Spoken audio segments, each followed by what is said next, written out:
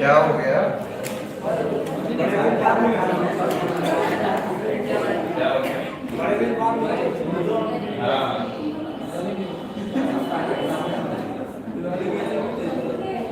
मेरी तो बढ़िया बीती, आप लोग बताइए कैसी बीती दीपावली? बम फोड़े? मैं तो 1:30 बजे के बाद बम फोड़ना स्टार्ट किया था, जब सब सो गए थे तब। 1000 वाले 4-5 चटाई लेके गया था, तब देखा सारे के सारे सो गए हैं, बत्ती बत्ती बंद करके, तब फिर मैं शुरू किया। काम ऐसा करो कि सिर्फ घर वाले ही नहीं, बाहर वाले भी परेशान हैं।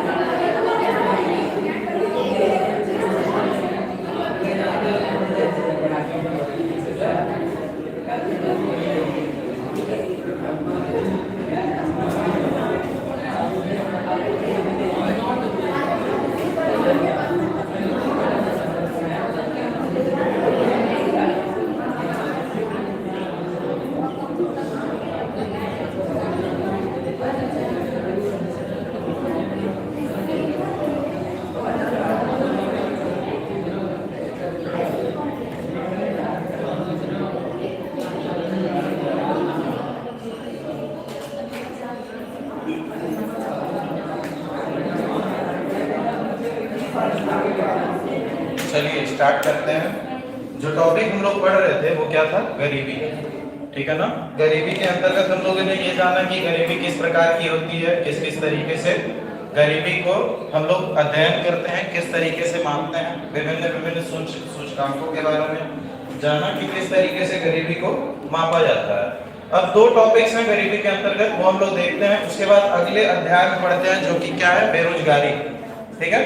बेरोजगारी शुरू करने से पहले जो मैं पहली चीज डिस्कस करना चाहता हूँ वो कि गरीबी तो हम लोग जान गए कि गरीबी किस तरीके से होती है, क्या होती है, उसका मापन किस तरीके से करेंगे, लेकिन पर्टिकुलरली हम लोगों ने ये अध्ययन नहीं किया था कि गरीबी को मिटाया कैसे जाएगा। ठीक है? गरीबी को मिटाने का सबसे पहला उपाय जो हो सकता है क्या? रोजगार सृजन। जैसे ही गरीबी का कारण क्या है? लोगों के पास आय की कमी। लोगों के पास आय क्यों नहीं है? क्योंकि लोगों के पास कुशलता नहीं है। ठीक है? व्यक्ति विशेष को आप रोजगार प्रदान कर रहे हो, मतलब कि क्या? आप उसको फाइनेंशियली स्ट्रांग बना रहे हो, मतलब कि आप उसको आर्थिक रूप से मजबूत बना रहे हो। जब भी वो आर्थिक रूप से मजबूत बनेगा तो उसकी गरीबी दूर होगी। ठीक है? वो जो भी आय होगा अपना बेहतर लिविंग कंडीशन पे लगाने की कोशिश करेगा। रोजगार सृजन हम लोग कैसे कर सकते हैं? तो सबसे पहला जो मेथड है वो क्या है? मैन्युफैक्चरिंग, उत्पादन। पूंजीवाद देशों का उदाहरण हम लोग ले सकते हैं। 1929 के पहले पूरी तरीके से जितने भी ये डेवलप्ड नेशन है आज, ठीक है, विकसित देश हैं, वो किस आधार पे चलते थे? पूंजीपतियों के आधार पे। मार्केट बेस्ड इकोनॉमी थी। ठीक है? मैन्युफैक्चरिंग के ऊपर ज्यादा ध्यान दिया जाता था। जो भी मांग जनता द्वारा प्रदान किया जाता था उसकी आपूर्ति क्या? प्राइवेट सेक्टर्स के द्वारा की जाती थी। तो मैन्युफैक्चरिंग में क्या है? आप फैक्ट्रीज वगैरह डालोगे, फैक्ट्रीज डालोगे तो फिर उत्पादन के लिए क्या? आपको लेबर की जरूरत पड़ेगी। ठीक है? तो लेबर की जो जरूरत पड़ेगी वो लेबर कहां से आएगा? देश के मानव संसाधन से जो रोजगार को उत्पन्न करेगा। दूसरा क्या है? कंस्ट्रक्शन। कंस्ट्रक्शन जब भी होता है तो आप लोग देखते हो कि कितना भी टेक्नोलॉजी को आप इस्तेमाल कर लो, वहां पे लेबर का इस्तेमाल जरूर होता है। अगर जो कोई रोड बनानी है यहाँ से आजमगढ़ तक की, तो उसमें पर्टिकुलरली अगर जो टेंडर आप किसी प्राइवेट संस्था को भी देते हो, तो वो प्राइवेट संस्था में क्या लेबर को अपने पास रखेगा। तो इस तरीके से रोजगार का सृजन आप कर सकते हो। तीसरा क्या है? लेबर इंटेंसिव सर्विस, मतलब कि आप जितनी भी सर्विस प्रदान कर रहे हो क्या है वो लेबर इंटेंसिव है। जैसे कि उदाहरण के तौर पे मनरेगा को आप देख सकते हो। मनरेगा क्या है? लोकल लेवल पे लोगों को रोजगार प्रदान करने के लिए सरकार द्वारा एक स्कीम है, ठीक है, जो कि प्रोडक्टिव नहीं है, ठीक है ना। आप देखोगे गांव वगैरह में वो वही रोड पिछले साल में बनाए रहते हैं और अगले साल भी वही रोड बनाते रहते हैं, और फिर उसके अगले साल भी वही रोड बनाते रहेंगे।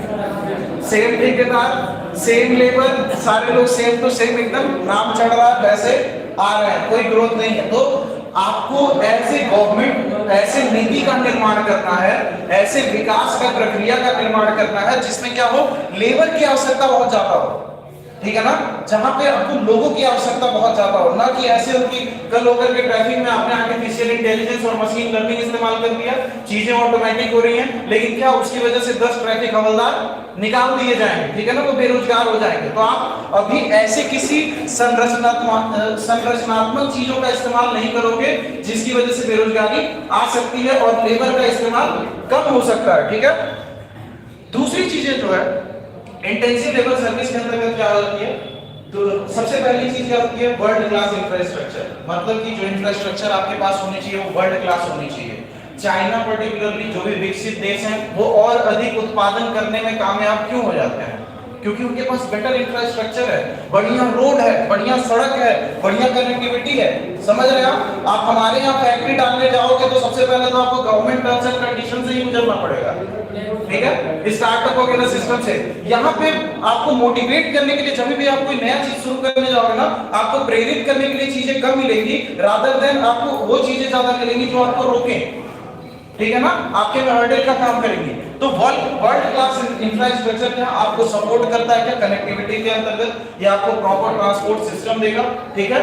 उसके बाद दूसरी चीज क्या है? एज ऑफ डूइंग बिजनेस, मतलब कि आपके देश में जो बिजनेस करने का कानून है उसको आप थोड़ा लिबरल करिए, उदार छोड़िए, ठीक है ना। लोगों को जॉन मेनार्ड किन्स का क्या कहना था कि आप मार्केट को अगर जो सरकार बहुत ज्यादा कब्जा करेगी, बहुत ज्यादा सरकार का हस्तक्षेप होगा तो मार्केट खुल के नहीं जी पाएगी, ठीक है ना। अभी आपके गार्जियन कंप्लीटली आपके ऊपर फोकस हो जाए कि नहीं मैं इसको कनेक्टर बना के लाऊंगा, बहुत ज्यादा वो आपको इंटेंस प्रेशराइज करने लगेंगे, तो आप हो सकता है आपके अंदर वो कुशलता हो, आप फिर भी नहीं बन पाएंगे, ठीक है ना, प्रेशर की वजह से। तो कभी कभी ऐसा होता है ना किसी चीजों को बढ़ने देने के लिए खुला छोड़ना पड़ता है, आप समझ रहे हो। तो मार्केट को बढ़ने देने के लिए सरकारी हस्तक्षेप का कम होना अत्यंत आवश्यक है। तो एज ऑफ डूइंग बिजनेस के अंतर्गत आप ऐसी नीतियों का निर्माण करोगे जिसमें जो एमएसएमई यानी कि माइक्रो एंड स्मॉल इंडस्ट्रीज जो है, जो फैक्ट्री है, जो औद्योगिक संस्थाएं हैं, उनको आगे बढ़ने में क्या मदद प्रदान मिलेगी, ठीक है। हेल्दी कंपटीशन, ठीक है, मार्केट में सही रूप से प्रतिस्पर्धा होनी चाहिए। चाइना वगैरह इंटरनेशनल जब से ग्लोबलाइजेशन हुआ था, वैश्वीकरण हुआ था, सारे के सारे विश्व के बाजार आपस में आमने सामने आ गए। जैसे ही ये सारे बाजार आमने सामने आए, कंपटीशन का लेवल बढ़ गया। क्या है, अब वर्ल्ड बैंक ने क्या कहा था किसानी के अंतर्गत कि आप फर्टिलाइजर पे सब्सिडी प्रदान कर रहे हो इंडियन किसानों की, और जब भी इंडियन किसान द्वारा उत्पादित वस्तु मार्केट में जा रहा है तो वो कम दाम पे रह रहा है। विश्व में जैसे श्रीलंका ऐसा देश हो गया, वो क्या आर्थिक रूप से संपन्न नहीं है, पाकिस्तान जो है वो आर्थिक रूप से संपन्न नहीं है, तो वो अपने किसानों को वो आर्थिक कल्याण प्रदान नहीं कर पा रहा सब्सिडी के फॉर्म में जो इंडिया प्रदान कर रहा है। इंडिया का हमारे किसान हैं वो मजबूर हैं, वो क्या है बहुत ज्यादा सक्षम नहीं है, तो उनके फैक्टर कॉस्ट को कम करने के लिए, लागत मूल्य को कम करने के लिए वो क्या करेगी, स्पेसिफिक फर्टिलाइजर वगैरह पे सब्सिडी प्रदान करेगी। तो वर्ल्ड बैंक जो विश्व स्तर की संस्था है, उसको क्या करना है, मार्केट में फेयर कंपटीशन होना चाहिए। तो भारत सरकार के पास जाती है और कहती है कि देखो आप जो सब्सिडी प्रोवाइड कर रहे हो अपने किसानों को वो इलीगल है, इससे क्या मार्केट का कंपटीशन खराब हो रहा है। वही श्रीलंका का किसान है, उसको सब्सिडी नहीं मिल रहा है, उसको 1 किलो चावल उत्पन्न करने में 10 रुपए लग रहा है, आपको भी 10 रुपए लग रहा है, लेकिन 2 रुपए आप सब्सिडी दे रहे हो, इसलिए आपका चावल 8 रुपए में आ रहा है। तो जो कंज्यूमर है, जो उपभोक्ता है, वो किसको प्रेफर करेगा, जो 8 रुपए में है, समझ रहे हो, जो कम दाम में मिलेगा। हेल्दी कंपटीशन इसलिए इंपॉर्टेंट रहता है। उसके बाद क्या है, लेबर मार्केट रिफॉर्म, मतलब कि जो लेबर मार्केट है, मतलब कि जो मजदूरों से रिलेटेड कानून है उसमें आसानी होनी चाहिए, उनको एक मिनिमम सपोर्ट प्राइस प्रदान करना चाहिए। अब जैसे किसान है, एक मंडा खेत में खेती किया, इसका उत्पादन जो था वो था 10 क्विंटल का, ठीक है, 10 क्विंटल का इसका उत्पादन था। पर्टिकुलरली इस मार्केट रिफॉर्म के अंतर्गत क्या, अगर जो ये 10 रुपए क्विंटल 10 क्विंटल ये कर रहा है, 10 रुपए का 1 क्विंटल है, 100 रुपए का इसका अनाज हो रहा है, ठीक है। इसके पास अगर जो सिर्फ एक मार्केट का एसेस होगा, सिर्फ अगर जो इसको ये रहेगा कि आपको मऊ की सब्जी मंडी में बेचना है तो इसको मऊ के मार्केट के हिसाब से करना पड़ेगा।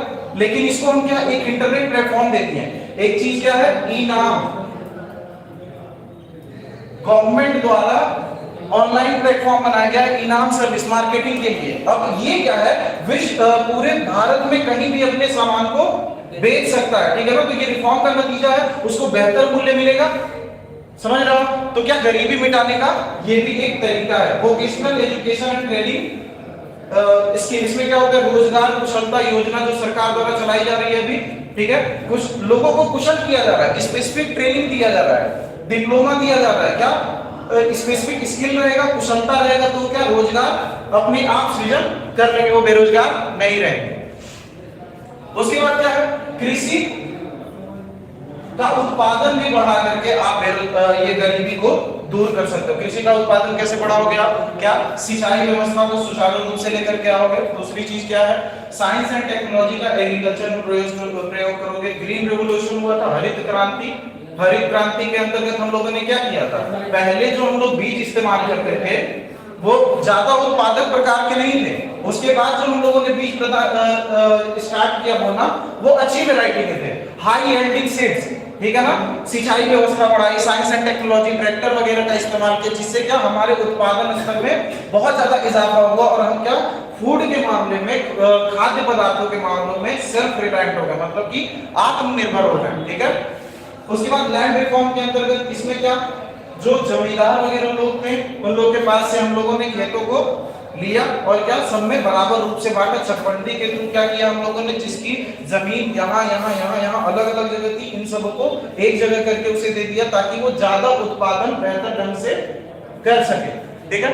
अगला जो प्रोसीजर है वो क्या है कि आप जीडीपी बढ़ाइए, ठीक है। आप ऐसी नीतियां, ऐसी मौद्रिक नीतियां और राजकोषीय नीतियां का निर्माण करिए जिसकी वजह से आपके अर्थव्यवस्था का ग्रॉस डोमेस्टिक प्रोडक्ट यानी कि सकल घरेलू उत्पाद बढ़ेगा। जैसे ही सकल जीडीपी में बढ़ावा आएगा, जीडीपी बढ़ने पे सबसे ज्यादा फायदा क्या होता है, टैक्स कलेक्शन में इजाफा आता है, मतलब कि ज्यादा से ज्यादा टैक्स। आपकी जनता अधिक उत्पादन कर रही है मतलब अधिक आय कमा रही है, अधिक आय कमा रही है मतलब वो ज्यादा से ज्यादा टैक्स पे कर सकती है। ज्यादा से ज्यादा टैक्स अगर जो गवर्नमेंट ऑफ इंडिया के पास आएगा तो जो गवर्नमेंट एक्सपेंडिचर होता है, सरकारी जो खर्चा होता है वो बढ़ जाता है। जो सरकारी खर्च जो भी होता है वो किसके ऊपर होगा, जनता के ऊपर, जो भी होगा वो जनता के आर्थिक कल्याण की ओर होगा, समझ रहे हैं आप। तो इस तरीके से काम करेगा। उसके बाद क्या है, लास्ट है बेसिक सर्विस, जो बेसिक सर्विसेज हैं, ठीक है ना, जैसे कि क्या साइंस एंड टेक्नोलॉजी वगैरह है, आप अपनी जनता को ज्यादा जागरूक कर रहे हो, ठीक है, जनता को बेहतर शिक्षा प्रदान कर रहे हो, बेहतर स्वास्थ्य प्रणाली प्रदान कर रहे हो, ठीक है। आप जो अपने यहाँ सर्विस प्रदान कर रहे हो, ठीक है, नौकरशाही के द्वारा, वो इस प्रकार है, वो जो जनता को प्रेरित कर रही है ज्यादा से ज्यादा पार्टिसिपेट करने के लिए। जैसे उदाहरण के तौर पे हम लोग ले सकते हैं, दिल्ली में पर्टिकुलरली क्या होता है, नगर पालिका वगैरह वहां पे आम सोसाइटी से मिल करके, साथ में मिल करके, सिर्फ पुलिस नहीं कि ऐसा नहीं कि एक मोहल्ला है इससे रिलेटेड जिम्मेदारी है, इसमें साफ सफाई करना है, इसमें नया रिफॉर्म लेकर के आना है, तो अकेले सिर्फ सरकार की जिम्मेदारी है। सरकार जनता दोनों आपस में मिल करके अगर उसको काम करती है। अब जैसे कि स्वच्छ भारत अभियान है, सिर्फ सरकार ही इस देश को सफाई करने के लिए लग जाएगा तो क्या ये संभव है जब तक जनता स्वयं नहीं चाहेगी? तो आप समझ रहे हो कि आप ऐसी नीतियों का निर्माण करोगे जिसमें पब्लिक पार्टिसिपेशन ज्यादा हो, जनता का जो प्रतिभाग पार्टिसिपेशन भागीदारी जो हो वो अधिक से अधिक हो। जनता जहां पे भागीदारी अधिक बढ़ाएगी तो वहां पे ईमानदारी होने की संभावनाएं ज्यादा रहेगी। आप शक्तियों का विकेंद्रीकरण क्यों कर रहे हो? 73वां 74वां संविधान संशोधन, पंचायती राज इंस्टीट्यूशन, नगर पालिका वगैरह, ये सारी चीजें हम लोग क्यों कर रहे हैं? शक्तियों को जितना ज्यादा आप विकेंद्रित करोगे उतना ज्यादा जनता को न्याय प्रदान होगा। ठीक है, तो इसलिए तो ये सारी चीजें हैं, पर्टिकुलरली ये 4 स्टेप हैं, 4 कदम हैं जिनके द्वारा हम क्या गरीबी को अपने देश में मिटा सकते हैं। पहला रोजगार सृजन, ठीक है। दूसरा क्या है? कृषि के उत्पादन को बढ़ा करके। तीसरा क्या है? जीडीपी को बढ़ा के। चौथा क्या है? जो बेसिक स्ट्रक्चर, बेसिक सर्विस है उसकी मूल्यता को बढ़ा करके। ठीक है, अगला जो टॉपिक है वो है income trap, poverty trap. Sorry, क्या हुआ? कोई प्रॉब्लम नहीं समझ में कुछ? हाँ बताइए।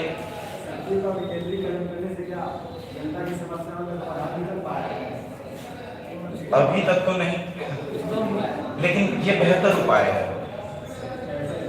अब मैं बताता हूँ, देखिए बता रहा हूँ। देखिए क्या होता है एक्चुअली, अगर जो शक्ति एक जगह केंद्रित है, ठीक है ना, अगर जो शक्ति एक जगह केंद्रित है, ठीक है, अगर जो आपके पास जनसंख्या कम है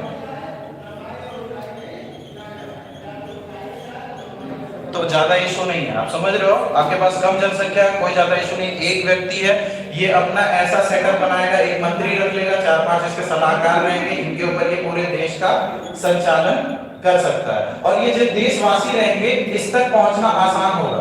ठीक है, एक शासक है, उसके अंतर्गत सिर्फ 100 लोग हैं, ठीक है, 100 लोग कभी ना कभी पहुंच सकते। ठीक है राजा जी, हमारे पास खाने की कमी है, वो राजा कहेगा चलो ठीक है मैं तुमको खाना मुहैया करा दे रहा हूँ। जमीन की कमी है, जमीन मुहैया करा दे रहा हूँ। मुझे पढ़ाई करना है, पढ़ाई मुहैया करा दे रहा हूँ। और पर्टिकुलरली विकेंद्रीकरण करने की आवश्यकता क्यों है? जब आपकी जनसंख्या बहुत ज्यादा हो। भारत के कंडीशन में या फिर किसी भी अंडर डेवलपिंग नेशन या फिर विकासशील देश की स्थिति में आप हमेशा देखोगे कि जनसंख्या वाला प्रॉब्लम तो रहता ही है, क्योंकि जो भी ऐसा देश है जो विकसित नहीं है वहां पे असाक्षर लोग मिलेंगे। असाक्षर लोग में कोई फैमिली प्लानिंग नहीं होती है, बस चल रहा है, जनसंख्या बढ़ रहा है। समझ रहे हो ना, लगातार बर्डन आते जा रहा है सरकार के ऊपर और अर्थव्यवस्था के ऊपर। आप समझ रहे हो? तो इसके अंतर्गत क्या है, जब जनसंख्या बहुत ज्यादा हो जाती है तो ये जो जनसंख्या है ना, इसका इस अथॉरिटी तक पहुंचना बहुत ही मुश्किल हो जाता है। जैसे प्रधानमंत्री जी ने पर्टिकुलरली एक स्कीम लॉन्च की तो प्रधानमंत्री के पास से फिर क्या राज्य स्तर पे आएगा, राज्य स्तर के पास से फिर जिला पे जाएगा, जिला के पास से फिर ब्लॉक स्तर पे जाएगा, फिर गांव पे जाएगा। गांव तक जाते जाते जो 20 लाख की स्कीम थी वो 20,000 में बदल गई। केंद्रीकरण का मतलब समझ रहे हो आप? और यही अगर जो शक्तियां भी केंद्रित रहेगी, पर्टिकुलरली पंचायती राज इंस्टीट्यूशन को इतना शक्तिशाली बना दो कि वो अपना साख सृजन कर सके, उसके पास आय का स्वयं का स्रोत हो, तो ज्यादा शक्तिशाली होगा। एक आप निर्भर हो अपने दादाजी पे, आप ठीक है आपके दादाजी आपको बहुत मानते हैं, आपको कार भी दे रहे हैं, बंगलो गाड़ी सब कुछ दे रहे हैं, लेकिन एक है आप अपने दादाजी पे डिपेंड हो और दूसरा हो आप स्वयं कमा रहे हो। किसमें ज्यादा एंजॉय करोगे? स्वयं कमाने में। आप समझ रहे हो, शक्तियों का विकेंद्रीकरण मतलब आप जनता को स्वयं अधिकार दे रहे हो कि आप भी शक्तियों को प्रैक्टिस करो। और जनता अपने शक्तियों का जब प्रैक्टिस करती है तो अपने आप को शक्तिपूर्ण महसूस करती है और उसको लगता है कि मैं भी इस देश का नागरिक हूं, और वो ज्यादा से ज्यादा अपना भागीदारी देता है इस देश के कल्याण के लिए। आप समझ रहे हो, जनता को, हर एक नागरिक को देशभक्ति याद दिलाना बहुत जरूरी होती है। ठीक है, पर्टिकुलरली तो ये सारी चीजें हैं, एस्पेक्ट हैं। ये शक्तियों का विकेंद्रीकरण आप समझ रहे हो, जब ज्यादा जनसंख्या होता है तो लोगों तक पहुंचना मुश्किल हो जाएगा। इसलिए बहुत शॉर्ट में बताया हूं, इसलिए ज्यादा घबराने की जरूरत नहीं है। डिसेंट्रलाइजेशन ऑफ पावर्स पूरा एक चैप्टर ही है, ठीक है ना। अगला जो टॉपिक है वो क्या है? Poverty trap. ट्रैप मतलब क्या होता है? जाल, ठीक है ना, फंदा।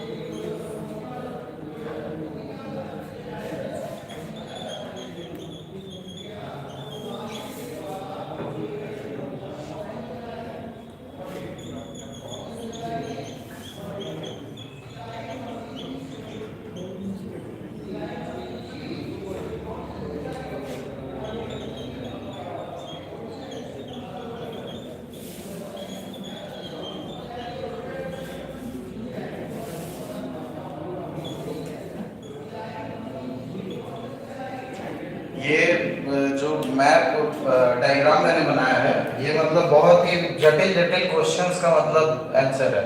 योगी, महात्मा, साइंटिस्ट, इकोनॉमिस्ट सब लगे हुए हैं कि जो गरीब है वो गरीबी क्यों होता जा रहा है, जो अमीर है वो अमीरी क्यों होते जा रहा है। सब सोचते हैं जो दुख है वो हमारे पास क्यों आते जा रहा है, हम अच्छे हैं फिर भी, और जो बुरा है फिर भी इतना चिल आउट क्यों कर रहा है। समझ रहे हो, इस तरीके की बात है। तो लो इनकम बेसिकली क्या होता है, कम आय से रिलेटेड है। जब भी जनता की कम आय होती है तो सबसे पहली चीज क्या होती है, जब से सबसे पहले उसके पास कम इनकम रहती है, कम आय रहेगी तो आप जाहिर सी बात है जो भी अपनी शिक्षा और स्वास्थ्य व्यवस्था की बात होगी, ठीक है ना, जब भी अच्छी और बेहतर एजुकेशन की बात होगी तो वहां पे क्या आपको कॉम्प्रोमाइज करना पड़ेगा। आपके पास आय कम है तो आपको क्या मन को मारना पड़ेगा। बेसिकली अगर जो एक अच्छे घर से आप बिलोंग करते हो तो आपको बेहतर शिक्षा व्यवस्था मिलेगी, आपको हर सब्जेक्ट के लिए एक ट्यूटर मिल जाएगा, आपको बढ़िया यूनिवर्सिटी कॉलेजेस मिल जाएंगे पैसे के दम पे, बेहतर शिक्षा व्यवस्था मिल जाएगी। और एक बच्चा जो किसी समाज के ऐसे तबके से बिलोंग करता है जो कि मजदूरी क्लास से है, ठीक है ना, या फिर मिडिल क्लास से है, वो बेहतर शिक्षा प्रदान नहीं कर पा रहा है। तो क्या होता है, जब भी कम इनकम होता है, एजुकेशन हेल्थ केयर जो होता है उसका अच्छा नहीं हो पाता है। इसकी वजह से जो ह्यूमन कैपिटल होता है, ह्यूमन कैपिटल क्या होता है, मानव संसाधन, ठीक है। मानव पूंजी क्या होता है, दो तरह के मानव होते हैं, एक जो उत्पादन कर रहे हैं, एक जो बिना मतलब के हैं, सिर्फ खा रहे हैं। आप समझ रहे हो, तो ये जो खाने वाले व्यक्ति होते हैं ना, बड़े खतरनाक होते हैं। तो आपको ऐसे मानव संसाधन का निर्माण करना है जो आपकी अर्थव्यवस्था के अंदर कुछ ना कुछ प्रोडक्टिव ऐड कर रहे हैं, ठीक है ना, कुछ ना कुछ उत्पादन आपके जीडीपी को बढ़ाने में मदद कर रहा है, ना कि आपके अर्थव्यवस्था के ऊपर बोझ बने हुए हैं, ठीक है। ऐसा कि उसके बाद क्या होता है, जैसे ही जब लोअर कैपिटल ह्यूमन कैपिटल बनते हैं, ये क्या लो प्रोडक्टिविटी करते हैं, जो जाहिर सी बात है आपकी इनकम कम रहेगी। एक व्यक्ति है क्या पर्टिकुलरली क्या बढ़िया एक स्कूल कॉलेज से पढ़ रखा है, ठीक है, फिर कंपटीशन में गया है। एक व्यक्ति क्या है, वो किसी तरीके से गांव में संघर्ष करके पढ़ के गया है, तो दोनों में जमीन आसमान का अंतर होगा। आप समझ रहे हो, एक के मम्मी पापा उसको उस लेवल की पेरेंटिंग देंगे, ठीक है, उसको बुक चाहिए तुरंत अवेलेबल है, उसको कंप्यूटर चाहिए तुरंत अवेलेबल है, मोबाइल चाहिए तुरंत अवेलेबल है। एक बच्चा है जो क्या किसी तरीके से संघर्ष करके पढ़ रहा है, तो क्वालिटी ऑफ एजुकेशन में बहुत अंतर होगा। आपके पास आय कम होगी तो level of health and education कम होगा। अब एक व्यक्ति जो आपसे ज्यादा स्वस्थ है और ज्यादा शिक्षित है, वो ज्यादा बेहतर पैसा कमाएगा, या फिर आप जो ज्यादा स्वस्थ और शिक्षित है, ठीक है। दूसरी चीज क्या होता है, जब स्वस्थ और शिक्षित ज्यादा नहीं होते हैं तो जो क्वालिटी ऑफ पीपल जो बनते हैं, मतलब कि जो ह्यूमन रिसोर्स का फॉर्मेशन हो रहा है वो क्या कचरे के फॉर्म में हो रहा है। अब जैसे कि हमारे देश में हर साल करोड़ों इंजीनियर्स उत्पन्न किए जा रहे हैं, यूपीटीयू, आईआईटी, एआईट्रिपल इनके द्वारा, लोकल स्टेट अथॉरिटी के द्वारा, लेकिन उन इंजीनियर्स में से मात्र 10% भी इंजीनियर्स ऐसे नहीं है जो देश के इंफ्रास्ट्रक्चर को बूस्ट कर सके, क्योंकि उनके अंदर कोई स्किल ही नहीं है। हमारा जो एजुकेशन सिस्टम है वो पर्टिकुलरली क्या कर रहा है, केवल रोबोट बना रहा है। जब हम मार्केट में उतर रहे हैं तो हम जस्ट जनरलाइज कर रहे हैं कि ये क्या है, हमें जो अभी तक पढ़ाया गया है इस हिसाब से तो बिल्कुल अलग है जो ये कंपटीशन फेस करने जा रहा हूं। तो ये क्या है कि आप मानव संसाधन को पूरी तरीके से तैयार नहीं कर पाए हो। लो इनकम होने से और क्या होता है, लो इनकम होगी तो आपकी बचत भी कम होगी, सेविंग्स भी कम होगी। जब सेविंग कम होगी तो आप निवेश कम करोगे, ठीक है। एक व्यक्ति है जिसकी 10,000 सैलरी है, एक है जिसकी 5,000 सैलरी है, ज्यादा बचत कौन कर लेगा, ये 10,000 वाला जिसकी आय अधिक है, ये ज्यादा बचत करेगा, फिर ज्यादा निवेश करेगा, ठीक है। जैसे कि मेरी 10,000 सैलरी है, मेरी एक मंथली खर्च कितना है, 8,000 रुपए, हर महीने में 2,000 रुपए बचत कर ले रहा हूं, और मेरा एक पार्टनर है उसकी सैलरी ही 8,000 रुपए है, ठीक है, उसका 8,000 रुपए पूरा चल जा रहा है। अब ये जो मैं 2-2 हर महीने बचा रहा हूं, मैं इकट्ठे इसको कहीं ना कहीं निवेश कर सकता हूं, एक बढ़िया फोन खरीद सकता हूं 10 महीने बाद 20,000 का।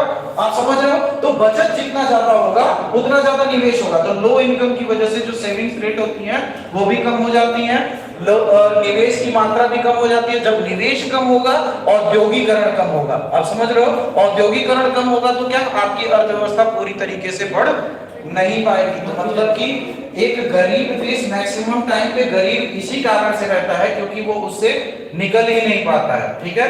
और आगे निकलता है क्यों, या तो उस देश में कोई एक क्रांतिकारी नेता आ जाता है जो लोगों के माइंडसेट को ही बदल देता है, सोचने की प्रक्रिया। जैसे कि चाइना का उदाहरण लीजिए, पहले क्या था, वो गुलाम था, ठीक है, अपने में ही लड़ रहे थे, माओ जेडोंग आए सीधे बोले साइंस एंड टेक्नोलॉजी और कुछ नहीं, हम सब एक हैं, हमको क्या करना है, साइंस एंड टेक्नोलॉजी पे फोकस करना है। चाइना को देखिए कहां पे है, वर्ल्ड सप्लाई चेन संभाल रहा है। उसने कॉन्सेप्ट क्या उठाया, सिल्क रूट वाला, कि प्राचीन इतिहास में चाइना एक ऐसा कंट्री था जो लगभग ट्रेड एंड कॉमर्स का 50% से ज्यादा हिस्सा संभालता था, इधर इंडिया संभालता था। तो उसने अपने प्राचीन सभ्यता को जागृत करने के लिए सोचा, लेकिन हम अभी भी पीछे हैं, ठीक है ना। तो ये कॉम्पिटिटिव जो मात्रा है, इस तरीके से जो लो इनकम है, ये पॉवर्टी ट्रैप में बदल जाता है। किस तरीके से, जब लो इनकम रहेगा तो आपकी प्रोडक्टिविटी भी होगी और क्या, सेविंग रेट भी कम होगा, अर्थव्यवस्था भी आपकी पूरी तरीके से वृद्धि नहीं कर पाएगी। तो गरीबी खत्म हो गई। अब जो नया टॉपिक हम लोग शुरू करेंगे वो क्या है, बेरोजगारी।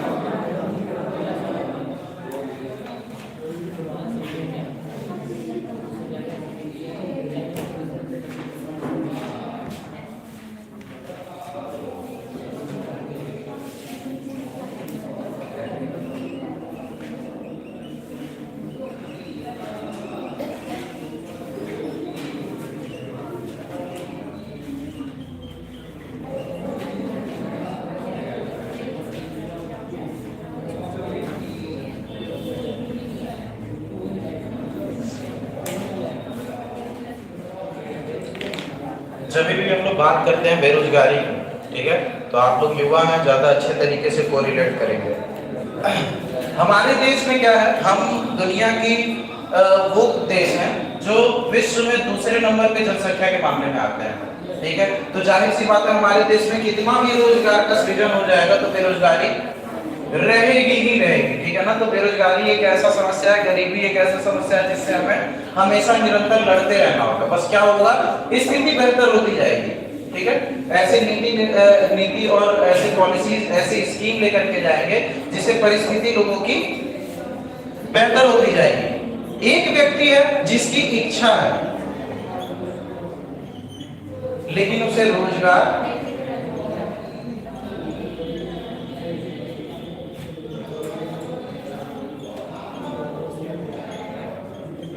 नहीं मिल रहा है, ठीक है। हमारे वर्किंग एज होता है, ठीक है ना, कि काम करने की एक उम्र होती है, इसको डिसाइड किया जाता है। एनएसएसओ के द्वारा क्या बताया गया है कि इंडिया जो स्पेसिफिक कंट्री है, यहाँ पे वर्किंग एज कितनी है, 15 से लेकर के 59 वर्ष, ठीक है ना। कि एनएसएसओ का मामला है कि इंडिया में कार्य करने वाले जो लेबर फोर्स है, पर्टिकुलरली ऐसे व्यक्ति जो इंडिया में काम कर रहे हैं, सहयोग कर रहे हैं लेबर फोर्स में, उनकी उम्र कितने से कितने के अंदर है, 15 से 59 के अंदर में है, ठीक है।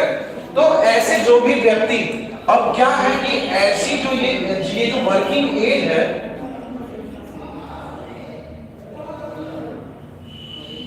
ये जो वर्किंग एज है, इसका प्रतिशत जिस देश में ज्यादा होता है, ठीक है ना, इसका प्रतिशत जिस देश में ज्यादा रहता है,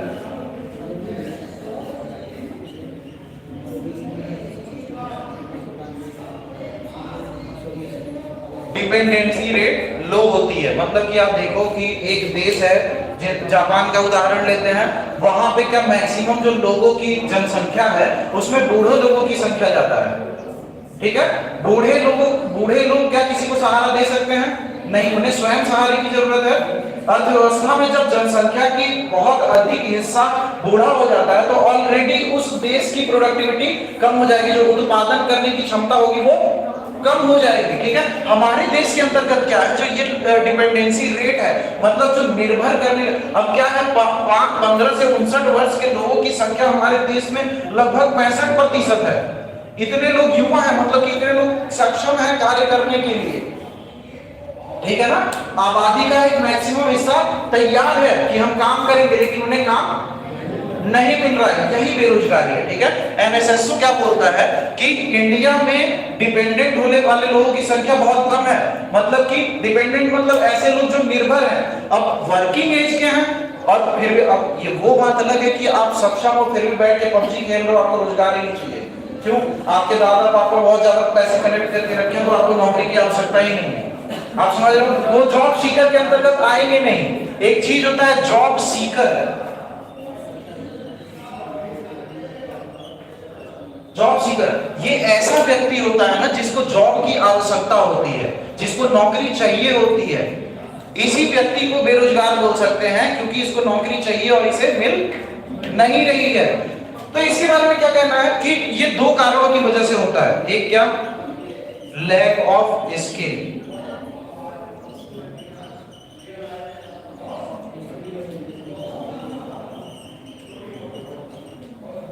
कुशलता की कमी,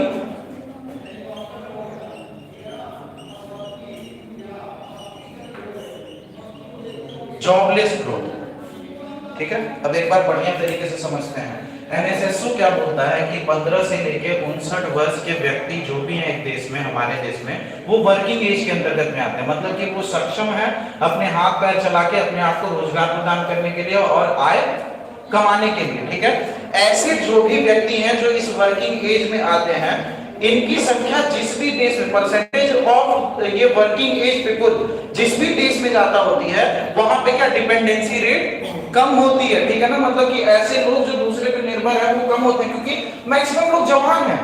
ठीक है ना, वो अपना केयर खुद कर सकते हैं। आप समझ रहे हो ना। तो ऐसी कंडीशंस, अब इंडिया के भी केस में यही है। हमारे पास क्या वर्कफोर्स बहुत ज्यादा है, हमारे यहाँ क्या जनसंख्या बराबर बढ़ रही है, लेकिन क्या वो जनसंख्या में वो कुशलता नहीं कि उनको नौकरी प्रदान की जाए। आप समझ रहे हो, इंजीनियर्स को हम बना रहे हैं लेकिन वो इंजीनियर्स इस काबिल नहीं है कि उनको रखा जा सके कहां पे। आप समझ रहे हो, आप प्रोफेसर तो बना रहे हैं लेकिन प्रोफेसर इस काबिल नहीं है जो बच्चों को वो पढ़ाई दे सके जो बच्चों को चाहिए। Quality of living, quality of education, ये कैसे डिपेंड करेगा? ज्यादा बेहतर पढ़ा लिखा बंदा पढ़ाएगा तो आपको ज्यादा बेहतर पढ़ा सकेगा। ठीक है, और जो कम पढ़ा लिखा बंदा रहेगा वो क्या करेगा? वो मैक्सिमम को आपको कहानियों में उलझाए रहेगा, आपको वास्तविकता से दूर रखेगा और पैसे बनाते रहेगा। ठीक है ना, आप समझ रहे हो। जॉबलेस ग्रोथ ये भी एक कंडीशन है। अब भारत देखो कि परचेसिंग पावर पैरिटी के मामले में दुनिया का तीसरा सबसे नंबर का अमीर देश है। आप समझ रहे हो, परचेसिंग पावर पैरिटी की बात करते हैं, अगर तो अमीरों की बात हो रही है हम सबसे ऊपर, बेरोजगारों की बात हो रही है तब भी हम सबसे ऊपर। ये क्यों? तो हमारे यहाँ जो ग्रोथ हो रही है ना वो जॉबलेस हो रही है, मतलब रोजगार विहीन हम लोग क्या ग्रोथ कर रहे हैं, वृद्धि कर रहे हैं। समझ लो आप ना। तो इंडिया में ये परिस्थिति है और ये क्यों है इसको हम लोग डिटेल से अभी आगे डिस्कस करेंगे। और वर्ल्ड बैंक क्या बोलता है? वर्ल्ड बैंक बोलता है कि अगर जो ये परिस्थिति बहुत दिन तक रहेगी ना, बहुत ज्यादा लंबी चल जाएगी कि आपके देश में जो रोजगार प्राप्त करने वाले लोग हैं बहुत ज्यादा दिन तक उनको रोजगार नहीं मिलेगा, तो ये परिस्थिति क्या आपके लिए नुकसानदेह हो सकती है। क्या आपको प्रॉपर पॉलिसी लेकर के आना पड़ेगा, नीतियों का निर्माण करना पड़ेगा। नीतियां क्या? मॉनेटरी पॉलिसी यहीं पे आ जाती है, और क्या फिस्कल पॉलिसी जो हम लोगों ने पढ़ा था, राजकोषीय नीतियां और मौद्रिक नीतियां, जिनके द्वारा क्या अर्थव्यवस्था को संचालित किया जाता है। किस लिए? ये जॉबलेस ग्रोथ को कंट्रोल करने के लिए। ठीक है ना। अब देख लेते हैं हम लोग कितने प्रकार की बेरोजगारी होती है।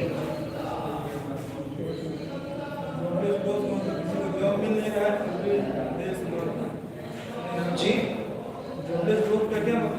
जॉबलेस ग्रोथ का मतलब आपका देश तो बढ़ रहा है लेकिन आपके जनसंख्या के जो लोग हैं उनको जॉब नहीं, मतलब कि पर्टिकुलरली आपकी अर्थव्यवस्था में पैसे आ रहे हैं। हो सकता है ये पैसे फॉरेन के निवेश से आ रहे हों, आपके देश से जो व्यक्ति बाहर कमाने जा रहे हैं उनके थ्रू आ रहे हों। ठीक है ना, आपके देश के उत्पादन से नहीं आ रहा। हो सकता है चाइना ने जो फैक्ट्री डाली उसकी वजह से उत्पादन हो रहा है। आप समझ रहे हो। अब चाइना टर्म एंड कंडीशन डाल दिया क्या कि अब जितनी भी हमारी फैक्ट्रीज रहेंगी हम इंडिया के अंदर एफडीआई के थ्रू डालेंगे, उसमें जितने भी लोग काम करेंगे वो चाइनीज ही होंगे। पाकिस्तान के कंडीशन में सीपीईसी हो जाता है, समझिए। ठीक है ना, सीपीईसी की बात हम लोग करते हैं। इसके अंदर क्या चाइना ने क्या कहा था कि जितने भी चाइनीज प्रोजेक्ट होंगे जो चाइना के द्वारा चलाए जाएंगे, वहां पे जो लेबर फोर्स होगा वो भी चाइनीज होगा। आप समझ रहे हो, आप किसी के नेचुरल रिसोर्सेज का शोषण कर रहे हो और बोल रहे हो कि पूरी तरीके से हमारा रहेगा। एक तरह से पूरा अतिक्रमण कॉलोनी बना रहा है चाइना पाकिस्तान को। पाकिस्तान समझ नहीं रहा है, क्यों? उसकी दुश्मनी खुन्नस है ना इंडिया से। आप समझ रहे हो, कभी कभार लोग क्या करते हैं ना, गुस्से में अपना नुकसान कर रहे होते हैं और उनको पता भी नहीं चलता। तो वैसा कंडीशन है। तो पाकिस्तान क्या हमारा कंपटीशन भी नहीं है। ठीक है, हमारा कंपटीशन कौन है? चाइना है, यूएसए है। ठीक है ना, हम लोग को वर्ल्ड लेवल पे अपने मानव संसाधन को इस तरीके से विकसित कर देना है कि आगे आने वाले 10 सालों में क्या इंडिया एक विश्व गुरु बन के निकले। ठीक है, इंस्टीट्यूट मैटर हाइपोथेसिस। तो सबसे पहले किसी की जो बेरोजगारी होती है वो होती है साइक्लिंग।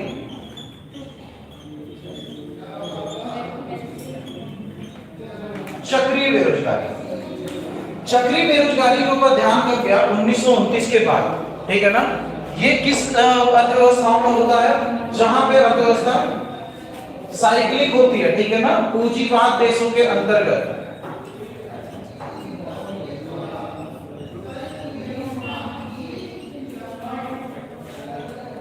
एग्रीगेट डिमांड में कमी के कारण ये आता है। ठीक है ना, एग्रीगेट डिमांड मैंने बताया था Keynes economics, aggregate demand is equal to क्या होता है?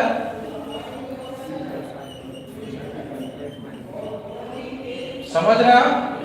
यही एग्रीगेट डिमांड होता है। जब भी समग्र मांग में कमी आएगा, वैसे समझते हैं अर्थव्यवस्था। सपोज दैट कि आप एक अर्थव्यवस्था बना रहे हो, आपकी अर्थव्यवस्था का मैक्सिमम पोर्शन इंडस्ट्रियल सेक्टर पे डिपेंड करता है। 3 सेक्टर है। ठीक है ना, पहला है कृषि, रोजगार देने के 3 क्षेत्र हैं, कृषि, उद्योग, तीसरा है सेवा। कृषि आप समझ रहे हो, उद्योग आप समझ रहे हो, इंडस्ट्रियलाइजेशन वगैरह। सेवा का क्षेत्र क्या? जैसे कि होटल मैनेजमेंट, टूरिज्म, ठीक है, transportation and communication, flight, railway, ये सारी सेवा के क्षेत्र के अंतर्गत ये आ गया। टीसीएस, जैसे कि ये फोन वगैरह की कंपनीज हैं। अब जैसे कि बाहर की जो कंपनीज होती है, इंडिया में क्या अपना कॉल सेंटर्स वगैरह सर्विस प्रोवाइड करने के लिए देती है। क्यों? क्योंकि इंडिया में जो लेबर फोर्स मिल रहा है वो सस्ता है उनके देश की अपेक्षा। समझ रहे हो? तो ऐसे होता है। तो एग्रीगेट डिमांड जब भी समग्र मांग में कमी आती है, समग्र मांग में जब भी कमी आएगी क्या होगा?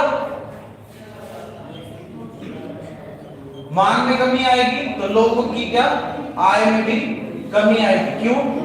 जैसे ही मांग कम होगा, अब एक फैक्ट्री है, पहले जो 10 डस्टर बना रही थी, ठीक है ना, 10 डस्टर बना रही थी, 10 डस्टर को बनाने में उसे 10 लोग की आवश्यकता पड़ रही थी। अब मार्केट में उसका सिर्फ 5 ही डस्टर बन रहा है। क्यों? क्योंकि लोगों ने अब डिजिटल बोर्ड खरीद लिया, डिजिटल बोर्ड में डस्टर की जरूरत नहीं है। अब ये कंपनी वाले को 5 ही डस्टर बनाना, तो 5 आदमियों को निकालेगा। समझ रहे हो? जब भी समग्र मांग की कमी आ रही, इस मांग की कमी आई, उत्पादन में कमी आएगी, उत्पादन में कमी आएगी तो फिर क्या आय में कमी आएगी, आय में कमी आएगी तो क्या लोग बेरोजगार होंगे। तो ये होता है जब अर्थव्यवस्था हाई लेवल पे रहेगा तो उस देश के अंदर पर्टिकुलरली ज्यादा रोजगार रहेगा। ठीक है, लोगों के पास ज्यादा आय प्राप्त करने के साधन होंगे। लेकिन जब अर्थव्यवस्था डाउन रहेगी तो वहां पे मैक्सिमम लोग बेरोजगार रहेंगे। 1929 आर्थिक मंदी, ग्रेट डिप्रेशन, ठीक है ना, वेस्टर्न कंट्रीज के अंतर्गत आई थी। इतनी ज्यादा बेरोजगारी फैल गई थी कि संभालना मुश्किल हो गया था। तब जाकर के ऑस्कर लेन, जॉन मेनार्ड केन्स, ऐसे जो अर्थशास्त्री थे, उन लोगों ने बताया कि अगर जो आप मार्केट इकोनॉमी हो तो सरकार का हस्तक्षेप अत्यंत इंपॉर्टेंट है। केन्स ने बताया। और क्या, अगर जो आप समाजवादी अर्थव्यवस्था हो तो वहां पे क्या मार्केट का इंटरवेंशन, मतलब कि मार्केट का हस्तक्षेप जरूरी है। क्या सिर्फ मांग को पूरी तरीके से सरकार प्रदान नहीं कर सकती है। फेयर कंपटीशन होना चाहिए। जनता को चूज करने दो कि हमें किससे लेना है, सरकार से लेना है या फिर प्राइवेट संस्था से लेना है। तो ये कौन बताया था? ऑस्कर लेन। ठीक है ना। तो इन दोनों लोगों ने जब हाईलाइट किया तब पता चला कि ठीक है, समग्र मांग को ही जब हम लोग बढ़ाएंगे, समग्र मांग को जब बढ़ाएंगे तभी रोजगार उत्पन्न होगा। समग्र मांग को बढ़ाने के लिए क्या, आप उत्पादन में बढ़ोतरी करिए। दूसरी चीज क्या, निवेश में बढ़ोतरी कीजिए। तीसरा क्या, जो सरकारी खर्च है उनको बढ़ाइए, एक्सपोर्ट बढ़ाइए, इंपोर्ट घटाइए। आप समझ रहे हैं? तो चक्रीय बेरोजगारी को सॉल्व करने का ये फॉर्मूला होता है। इसको क्या फिस्कल और मॉनेटरी पॉलिसी के थ्रू भी दूर किया जाता है। दूसरी जो किस्म की बेरोजगारी होती है, अब इसमें क्या, इसमें पूरा मार्केट के ऊपर डिपेंड कर रहा है। मार्केट अभी अच्छा चल रहा है मतलब कि आपके देश में रोजगार की मात्रा अच्छी होगी। मार्केट अभी बुरा चल रहा है तो आपके देश में रोजगार की मात्रा गड़बड़ हो जाएगी।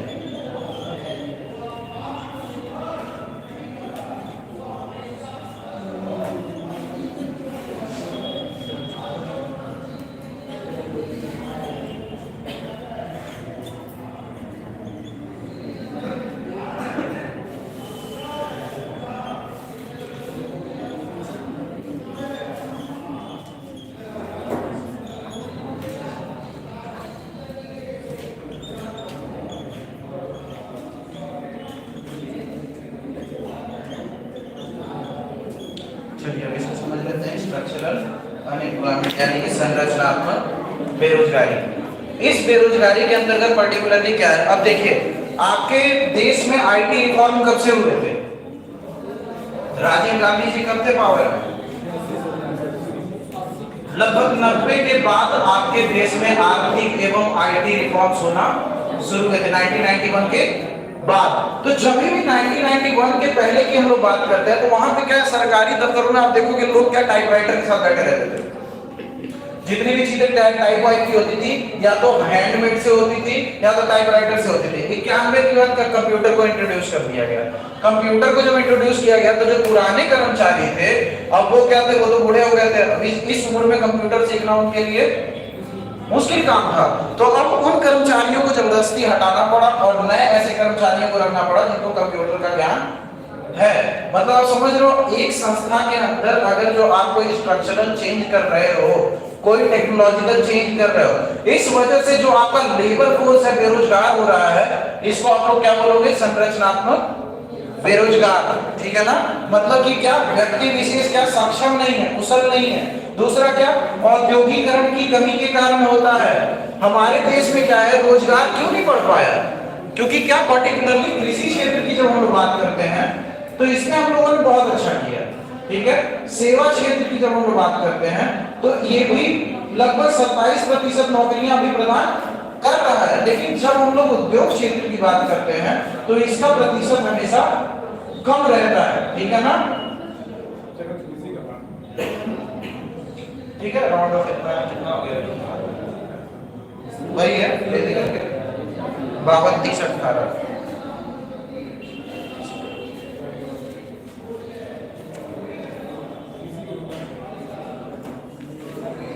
ठीक है, तो इंडस्ट्रियल सेक्टर के अंतर्गत जो आपको उद्योग प्रदान किया जा रहा है वो हमारे यहाँ सबसे कम है। क्यों?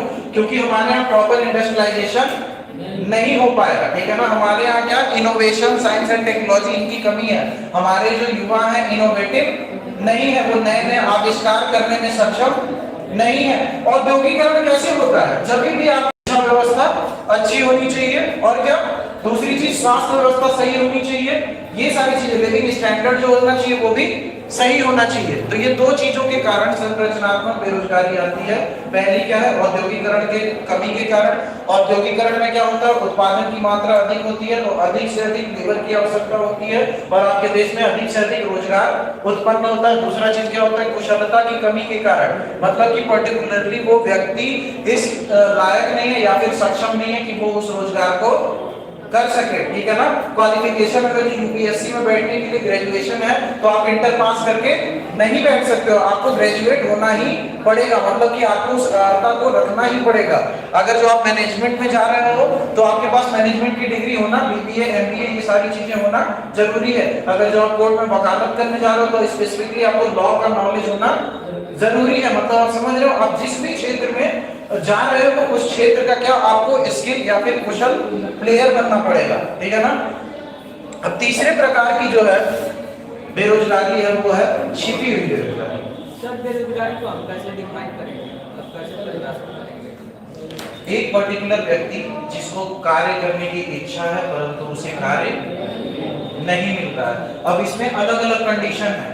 अब उसको कार्य न मिलने के पीछे हो सकता है अर्थव्यवस्था ही इस समय सही नहीं चल रही है, चक्रीय बेरोजगारी, कि आप क्या अर्थव्यवस्था के ऊपर डिपेंड हो। क्या हुआ, अभी फैक्ट्री उत्पादन अच्छा कर रही है, आप गए अप्लाई किए, उसको लेबर की जरूरत थी, आपको रख लिया। अभी क्या दिवाली का टाइम चल रहा था, आप देख रहे हो पेंट करने की मकान में आवश्यकता थी, आप लोग पेंटर्स को तुरंत हायर कर लिए। लेकिन जब आपका मकान पेंट हो जाएगा क्या दोबारा आप उसको हायर करोगे? क्या आपका काम तो हो गया? समझ रहे हो? मौसमी किसी पर बेरोजगार मौसम के ऊपर डिपेंड कर रहा है। इसी तरीके से अलग अलग तरीके की बेरोजगारी है। अगर यदि सर मान लीजिए कोई आदमी है वो 500 रुपए पे कोई कार्य करना चाह रहा है, अगर उसे 400 मिल जाए और वो नहीं कर रहा है कार्य, तो बेरोजगार का है कि नहीं? ये बेरोजगार ये कंडीशन डिपेंड करता है। देखिए, एक उसको अगर जो 500 चाहिए और उसको 400 ही मिल रहा है तो ये अल्प रोजगार के अंतर्गत आ जाएगा कि जितनी उसकी कुशलता है उतना उसको नहीं मिल पा रहा है। और दूसरी चीज क्या हुआ कि वो अपनी इच्छा से उस काम को त्याग रहा है। ऐसे कंडीशन में बेरोजगार नहीं है। समझ रहे हो? उसके पास इतना है वो कभी मना कर रहा है, मजबूर व्यक्ति कभी भी मना नहीं करेगा। आप समझ रहे हो ना? ऐच्छिक रूप से अमेरिका के अंतर्गत क्या दिक्कत है इस समय? अमेरिका में ये बहुत सारी जितने विकसित देश हैं इसके अंतर्गत क्या है, शिक्षा स्वास्थ्य फ्री में प्रदान किया जाता है युवाओं को स्पेसिफिक बेरोजगारी भत्ता दिया जाता है। और विकसित देश का जो करेंसी रहता है वो इतना स्ट्रॉन्ग रहता है कि नेपाल, इंडिया, ये सब जो कमजोर देश हैं यहाँ पे घूमने के लिए बड़ी आसानी होती है।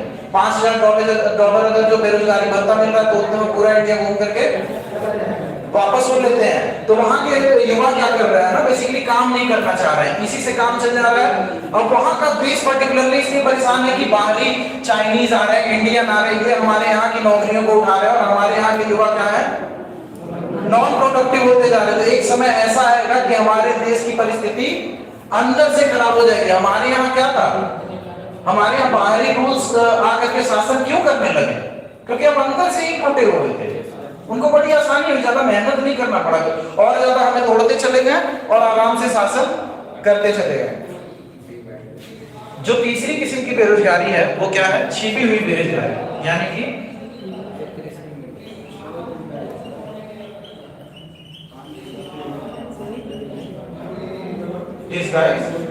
अनएम्प्लॉयमेंट। अब इसके अंतर्गत क्या है, आपने एक कंपनी खोली, ठीक है ना, उस कंपनी को खोला, डस्टर बनाना शुरू किया। पहले आप लोगों ने 10 व्यक्ति रखे, 10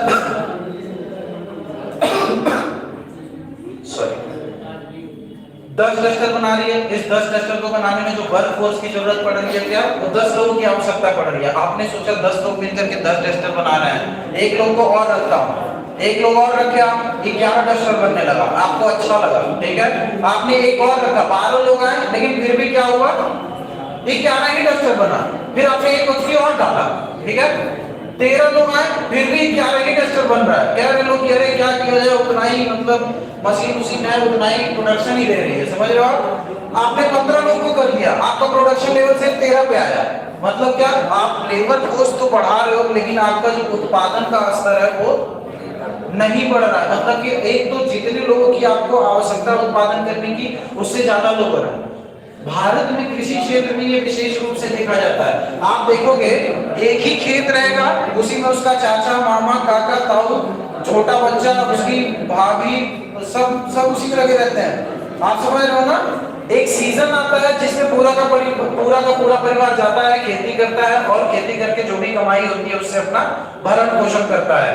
ये क्या होता है, 2 चीजों की कमी की वजह से होता है। क्या, सबसे पहले कि बहुत ज्यादा आपके यहाँ जनसंख्या है तब, ठीक है ना, आपके जनसंख्या की मात्रा बहुत ज्यादा, तो सरकार पॉसिबल नहीं कि सबको मुहैया करा सके रोजगार। अब आप इसी समय देखिए UPSSC के थ्रू कितनी वैकेंसी निकलेगी, मान लीजिए 10,000 निकलेगी, मान लीजिए 8,000 निकली, भरने वाले कितने थे, 37 लाख लोग। क्या सबको रोजगार मिलेगा? क्या उसमें से सारे के सारे लोग ऐसे होंगे जिनमें कुशलता की कमी होगी? अरे यार 15 लाख लोग बैठ रहे हैं किसी भी एग्जाम में, पोस्ट है मान लो 10,000, ठीक है ना। तो ये 10,000 लोग जो 15 लाख में से क्वालिफाइड कर लिए, सिर्फ वही सक्षम थे, बाकी लोग असक्षम थे। क्या ऐसा है? ऐसे भी व्यक्ति है ना कि जो कुशल है और सक्षम है लेकिन नहीं जा पा रहे क्योंकि सीट कम है। वो तो क्या आपके देश का करप्शन सिस्टम हो गया ना। तो ये आपके साथ क्या सोशल जस्टिस के, सामाजिक न्याय के विरुद्ध है, आपके लीगल राइट के विरुद्ध है। अब आप क्या है, बहुत मेहनत करके गए एग्जाम देने के लिए, एग्जाम दे करके आप आए, बहुत अच्छा फील कर रहे हो, बाहर निकले पता चला कि आपका पेपर लीक हो गया, साल भर की मेहनत गई। अब पर्टिकुलरली जो व्यक्ति नहीं पढ़ा था उसके लिए तो बढ़िया हुआ, पेपर भरा गया अगली बार में। लेकिन जो व्यक्ति अपना पूरा का पूरा साल उसके ऊपर निवेश किया है, उसके साथ कितना गलत हो रहा है, आप समझ रहे हो। कोविड-19 के टाइम में 2-2 साल तक बच्चे की पढ़ाई, रोजगार, हर एक चीज ठप है, लेकिन प्रेशर कहाँ पे है इस समय? पॉपुलेशन के उसी जगह पे है जो सबसे ज्यादा बेरोजगार है। इस समय क्या था, सरकार को, सिस्टम को, हमारे वातावरण को, हमारे युवाओं को सपोर्ट करना चाहिए कि आप कुछ कर सकते हो। लेकिन क्या यही कारण बनते हैं इनके शोषण का, और इस वजह से इनका विकास नहीं हो पा रहा है। फेल पेरेंटिंग स्ट्रेटेजी, गार्जियनशिप की कमी, social media, science and technology. आजकल क्या है, हर चीजें आपको इंस्टेंट मिल जा रही है। आपको किताबें चाहिए, अमेज़न किया, फटाक से आ गए। आपको दोस्त चाहिए, आपने फेसबुक किया, फटाक से दोस्त मिल गए। आप समझ रहे हो, इंस्टेंट ग्रेटिफिकेशन। पता है पहले लोगों को संघर्ष करना पड़ता था, आप समझ रहे हो, अब युवाओं को फटाक से ले जा रहा है। युवा ये पाते पाते ना क्या एकदम आलसी हो गए हैं, कुछ करना नहीं चाह रहे हैं, समझ रहे हो ना। कुशलता की कमी कहां से आ रही है? यही साइंस एंड टेक्नोलॉजी की वजह से।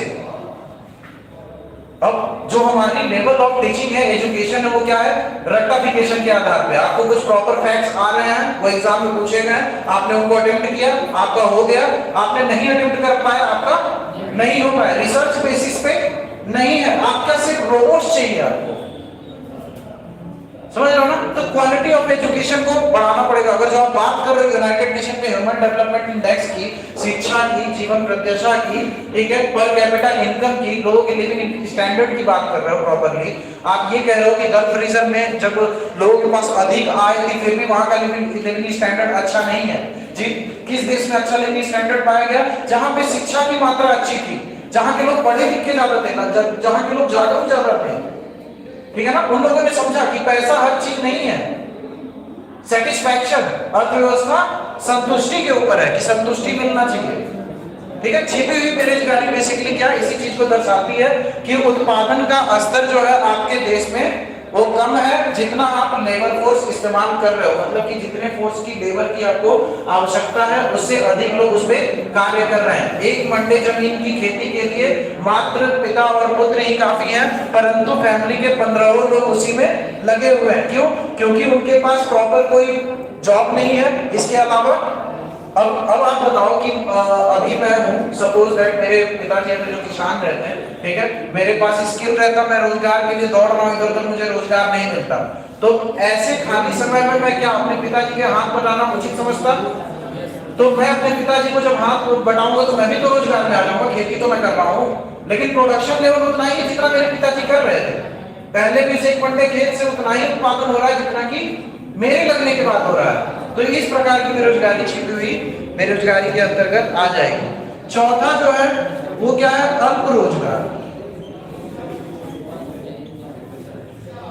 वही पीएचडी करके सफाई कर्मी वाला भरना, समझ रहे हो आप? अल्प रोजगार के अंतर्गत क्या है? पर्टिकुलरली आपने क्या यहाँ से गए ऑक्सफोर्ड में, ब्रिटेन में जाकर के बढ़िया आपने एजुकेशन ली, ठीक है ना, हार्वर्ड वगैरह यूनिवर्सिटी में, वहां से आप वापस इंडिया में आए, इंडिया में आकर के आप सोचे कि बस अब सारी तरफ मैं ही रहूंगा। लेकिन यहाँ के लोगों को आप जैसे ही बताएं कि मैं हार्वर्ड में पढ़ के आ रहा हूँ, आप क्या किए हो? ग्रेजुएशन किए हो ना, ठीक है।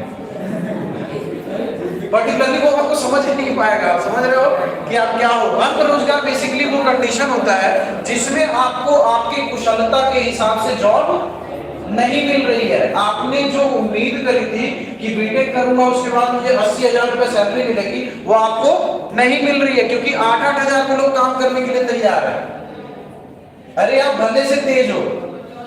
इंडिया में पर्टिकुलरली एक दिन मैं एडिटोरियल पढ़ रहा था, एक बहुत ही अच्छे शख्स थे, इन्वायरमेंटलिस्ट थे, वो ड्रेन ऑफ वेल्थ के ड्रेन ऑफ ब्रेन के बारे में बता रहे थे। ड्रेन ऑफ वेल्थ था, इतिहास में पढ़े होंगे कि क्या अंग्रेज हमारे संसाधनों को एक्सप्लॉइट कर रहे थे। ड्रेन ऑफ वेल्थ किसके द्वारा लिखा गया था? दादा भाई, हाँ, उनके द्वारा लिखा गया था। आरसी दत्त वगैरह ये सारे लोग क्या अर्थव्यवस्था के अंतर्गत बताएं कि हमारे देश का संसाधन एक्सप्लॉइट करके ले जा रहे हैं, ये अपना विकास कर रहे हैं। जागो जनता, समझ रहे हो ना। ड्रेन ऑफ ब्रेन थ्योरी क्या है? इस समय आप देखो जितने भी मल्टीनेशनल कंपनी है वहां के सीईओ कौन है?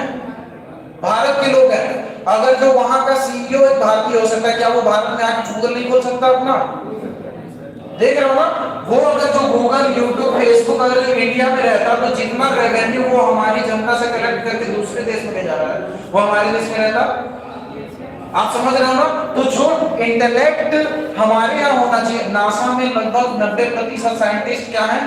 भारतीय हैं, और हमारे यहाँ कुछ ही नहीं है। आप समझ रहे हो ना। अब वैकेंसी साइंटिस्ट के लिए निकलेगी तो 10 वैकेंसी निकलेगी, बाकी सारे लोग क्या है? प्लेटफॉर्म की कमी है बेसिकली। समझ रहे हो ना। जिसके पास कुशलता है उसको प्लेटफॉर्म नहीं मिल रहा है, और जिसको प्लेटफॉर्म मिल रहा है उसके पास कुशलता नहीं है, और यही कारण है करप्शन वगैरह का भी। ठीक है, अल्प रोजगार मतलब आपके कुशलता के हिसाब से आपको रोजगार नहीं मिल रहा है। पांचवा क्या है? मौसमी बेरोजगार, सीजनल। सीजनल अनएम्प्लॉयमेंट क्या होता है, मौसमी बेरोजगारी क्या होता है, इसके अंतर्गत क्या है, अभी जैसे दीपावली के अंतर्गत आप देख रहे हो पेंटर वगैरह की रिक्वायरमेंट हुई, आपने पेंटर रख लिया, वो क्या कुछ समय के लिए रोजगार होगा, उसके बाद फिर क्या बेरोजगार हो जाएगा। एक इलेक्ट्रीशियन है, इलेक्ट्रीशियन को अपने दुकान पर बैठा रहेगा, दिन भर में एक या दो बार उसको फोन आ जाएगा कि मेरा स्विच बदलो, तो 40-50 रुपया कमाया, ठीक है ना, उसका हो गया। समझ, वो व्यक्ति अगर जो उसको दिन भर काम मिलता तो हो सकता है वो 1-2 हजार रुपए कमाता, लेकिन उसको एक ही घंटे के लिए काम मिला। समझ रहे हो आप, जितने समय के लिए वो चाह रहा था उसको पर्याप्त समय के लिए कार्य नहीं मिल रहा है, ठीक है ना। ऐसे परिस्थिति में क्या है, मौसम के ऊपर डिपेंड रह रहा है वो। अब जैसे अब धान की खेती होनी है, धान की खेती के समय में रुपया की जरूरत है, रुपया के समय में आपको लेबर की जरूरत है। उस समय लेबर को आपने यूज किया, उसके बाद वो साल भर फ्री, फिर कब जरूरत पड़ेगी, कटैया के समय में। समझ रहे हो आप, तो ये जब आपको मौसम के आधार पे आवश्यकता पड़ रही है। अगला जो लास्ट नंबर है वो क्या है, फ्रिक्शनल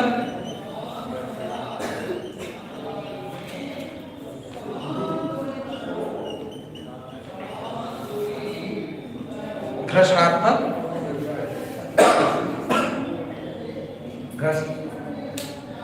घर्षणात्मक बेरोजगारी। अब इसके अंतर्गत क्या है, सपोज दैट मैं एक इंसान हूं, मैं यहाँ पे काम कर रहा हूँ, मुझे यहाँ पे काम करना अच्छा नहीं लग रहा, मुझे जो आय चाहिए उस हिसाब से आय नहीं है, जितना मुझे कार्य करना उस हिसाब से कार्य नहीं है, तो क्या मैं इस जॉब को छोड़ दूंगा और अगली जॉब के खोज में जाऊंगा। तो ये जो मैंने जॉब छोड़ा और अगली जॉब को पकड़ने के बीच में मैं क्या हूँ, बेरोजगार हूँ। ऐसी प्रकार की जो बेरोजगारी होती है, जो अनैच्छिक होती है, जो कि क्या परिस्थितियों के ऊपर डिपेंड करती है, वैसी बेरोजगारी घर्षणात्मक बेरोजगारी के अंतर्गत आ जाती है। इसमें क्या होता है, लोगों को जब भी ऐसा होता है, पता होगा कुछ लोगों से आप पूछोगे क्या बेरोजगार क्यों हो, यार नौकरी आती है पता ही नहीं चलता है, वो सोए रहते हैं, ठीक है ना, और वो कहते हैं कि हम बेरोजगार है। अपॉर्चुनिटीज में वो क्या प्रॉपर अपना भागीदारी नहीं दे रहे। तो ये 6 किस्म की बेरोजगारी है, ठीक है ना। अब हम लोग समझ लेते हैं जॉबलेस ग्रोथ किस तरीके से इंडिया में हो रहा है।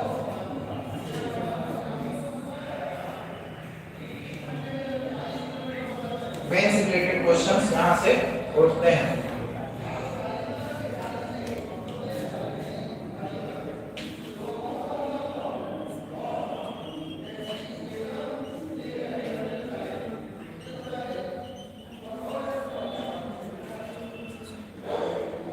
जॉबलेस ग्रोथ का मतलब क्या है,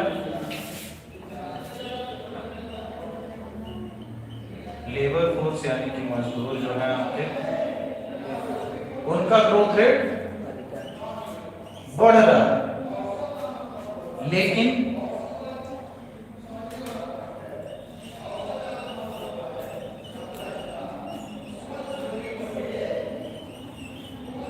एम्प्लॉयमेंट रेट यानी कि रोजगार की जो दर है वो घट रही है, ठीक है ना। ऐसे मतलब जो भी सिस्टम है जो आपको रोजगार प्रदान कर रहे हैं उनकी स्तर घट रही है। अब क्या हुआ कि हमारे देश में बेसिकली आप देख रहे हो कि क्या हम दुनिया के दूसरे सबसे ज्यादा जनसंख्या वाले देश हैं। हमारे यहाँ जो जॉब सीकर्स हैं वो बहुत ज्यादा है, लगभग 65% जो हमारी आबादी है उनका अनुपातन उम्र 15 से 59 के बीच में है, मतलब कि वो सक्षम है शारीरिक रूप से कि वो आय अर्जित कर सके, ठीक है ना। तो रोजगार की जब भी हम लोग बात करते हैं अपने देश में, तो हमारे देश में आप देखोगे कि हर डिकेड बाय डिकेड, हर सदियां बाय सदियां क्या हमारा देश आगे बढ़ रहा है। ग्रोथ, पहले जो हमारा फॉरेक्स रिजर्व था उसके हिसाब से आज हमारा फॉरेक्स रिजर्व अच्छा है, तो परचेसिंग पावर पैरिटी के आधार पे हम दुनिया के तीसरे सबसे अमीर देश हैं, ठीक है। जीडीपी के मामले में हम छठे नंबर पे सबसे अमीर देश हैं, ठीक है ना। मतलब कि भारत एक समृद्ध देश है। अगर जो आप विश्व प्लेटफॉर्म पे देखो, विश्व स्तर पे देखो, ग्लोबल लेवल पे, तो भारत एक समृद्ध देश है। लेकिन सबसे ज्यादा बेरोजगार कहाँ पे है, भारत में है। क्यों? क्योंकि भारत में जो ग्रोथ हो रही है ना, भारत में विकास तो हो रहा है, लेकिन वो जॉबलेस है। जॉबलेस मतलब, अब जॉबलेस ग्रोथ क्या है, जॉब बेसिकली क्या है, दो चीजें होती है, एक फॉर्मल है, एक इनफॉर्मल है। ये प्रतिशत ना हमारे यहाँ ज्यादा है। फॉर्मल रोजगार क्या है, जिसमें आपको सिक्योरिटी ऑफ टेन्योर प्रोवाइड की जा रही है, मतलब एक आपको कार्य अवधि कि आज आप नौकरी ज्वाइन कर रहे हो तो 60 साल तक आपको कोई नहीं हटाएगा। आपको एक निश्चित आय मिलेगी, सैलरी मिलेगी, ठीक है। आप जब बीमार पड़ोगे तो आपको क्या मेडिकल लीव मिलेगी, आपको जब आवश्यकता होगी तब आपको छुट्टी प्रदान की जाएगी, आपके बच्चों को, आपके फैमिली को जब भी रिक्वायरमेंट होगी तो फिर क्या बीमा वगैरह या फिर मेडिकल फैसिलिटी प्रोवाइड की जाएगी। तो व्यक्ति भाई वैसी नौकरी के लिए बेसिकली रेगुलर एम्प्लॉयमेंट पाएगा तो वो क्या स्टेबल हो जाएगा, स्थिर हो जाएगा, ठीक है। 60 साल तक मुझे सैलरी मिलेगी और पर्टिकुलरली मुझे क्या माइंडसेट करना है, जिस संस्था के लिए मैं कार्य कर रहा हूँ उसको बेहतर उत्पादन देना है। आप समझ रहे हो ना। लेकिन हमारे यहाँ सरकारी नौकरी क्यों ज्वाइन की जाती है, टेबल के नीचे से पैसा लेने के लिए, ठीक है। सरकारी नौकरी वाले का दहेज जब पूछोगे 3 गुना है, एक ऑर्डिनरी बच्चे का पूछोगे तो भाई उसको कोई पूछ ही नहीं रहा, मेरे आप समझ रहे हो बेसिकली। ये सारी चीजें होती हैं। तो कुछ पॉइंट्स हैं, कुछ एस्पेक्ट्स हैं जो बताती हैं कि इंडिया में जॉबलेस ग्रोथ क्यों हो गई है। वर्ल्ड बैंक के द्वारा ये बताया गया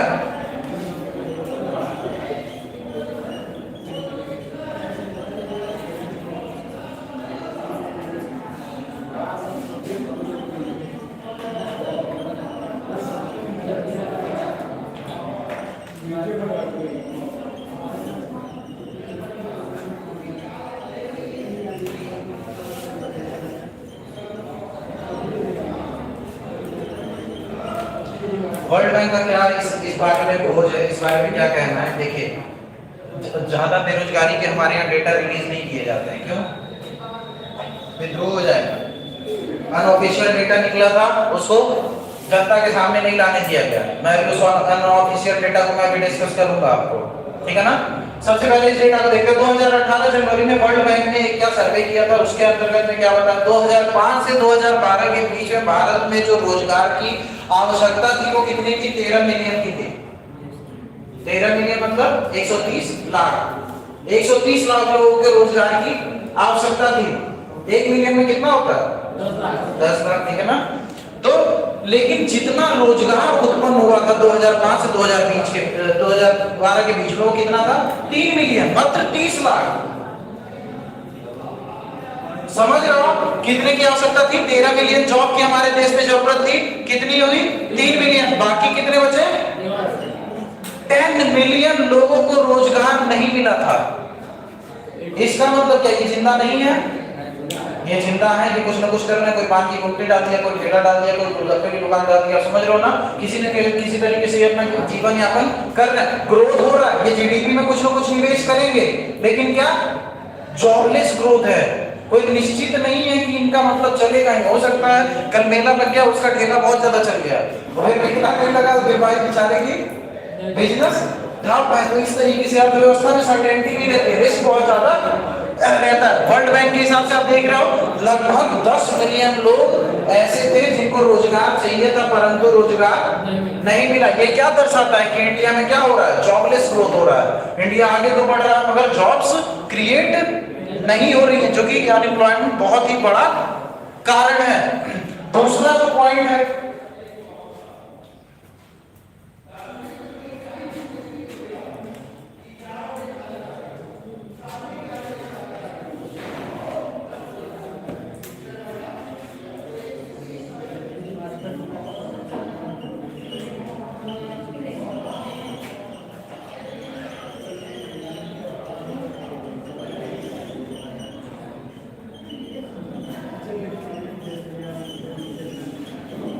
दूसरी चीज क्या होती है, इलास्टिसिटी ऑफ एम्प्लॉयमेंट। इलास्टिसिटी मतलब फैलना। इलास्टिक क्या होता है, वो रबर समझते हो आप, रबर की क्या प्रॉपर्टी होती है, वो फैलता है, खींचो तो, ठीक है ना। इलास्टिसिटी मतलब फैलना। अब किसी भी क्षेत्र में, कृषि क्षेत्र में अगर जो रोजगार की इलास्टिसिटी बढ़ेगी मतलब कृषि क्षेत्र ज्यादा रोजगार प्रदान कर रहा है। उद्योग क्षेत्र में अगर जो एम्प्लॉयमेंट की इलास्टिसिटी बढ़ेगी मतलब कि उद्योग क्षेत्र ज्यादा रोजगार प्रदान किया जा रहा है। अगर जो सेवा क्षेत्र में रोजगार की इलास्टिसिटी बढ़ेगी मतलब कि पर्टिकुलरली सेवा क्षेत्र ज्यादा से ज्यादा रोजगार सृजन कर रहा है। मतलब समझ रहे हो, एम्प्लॉयमेंट इलास्टिसिटी बढ़ने का मतलब रोजगार का सृजन हो रहा है। हमारे देश में जो एम्प्लॉयमेंट इलास्टिसिटी है उसका स्तर लगभग 0.01% तक पहुंच गया, लगभग 0 के बराबर। मतलब कि उत्पादन जो हो रही है कृषि क्षेत्र में, चाहे उद्योग क्षेत्र में, चाहे सेवा क्षेत्र में, आप बोलो जो जॉब क्रिएशन हो रही है उसकी मात्रा बढ़ने की, मतलब जितनी हो रही थी उतनी ही हो रही है। और नहीं, जनसंख्या बढ़ती जा रही है। कल भी 10 ही लाख जॉब थे, आज भी 10 ही लाख जॉब है, लेकिन कल क्या जॉब सीख करने वालों लोगों की संख्या क्या थी? 10 लाख में से 8 ही लाख थी, तो सबको नौकरी मिल गई। आप समझ रहे हो ना? आज क्या 10 लाख की सीट पे क्या 1 करोड़ लोग हैं, तो सबको पॉसिबल नहीं है। तो ये सारी चीजें हैं। तो यहां से भी आपको क्या पता चलेगा? इलास्टिसिटी इन एम्प्लॉयमेंट डिक्लाइन कर गई है, मतलब कि घट गई है इलास्टिसिटी रोजगार में, जिसकी वजह से क्या रोजगार का सृजन नहीं हो रहा है। तो ये क्या दर्शाता है कि इंडिया में जॉबलेस ग्रोथ हो रही है। ठीक है। तीसरा जो पॉइंट है, इंडिया में जो सेल्फ एम्प्लॉयड लोग हैं वो 52% है। ठीक है।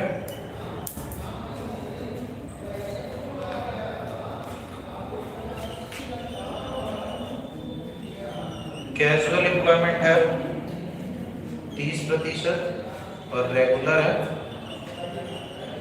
18%। ये रेगुलर, यही सरकारी वाला,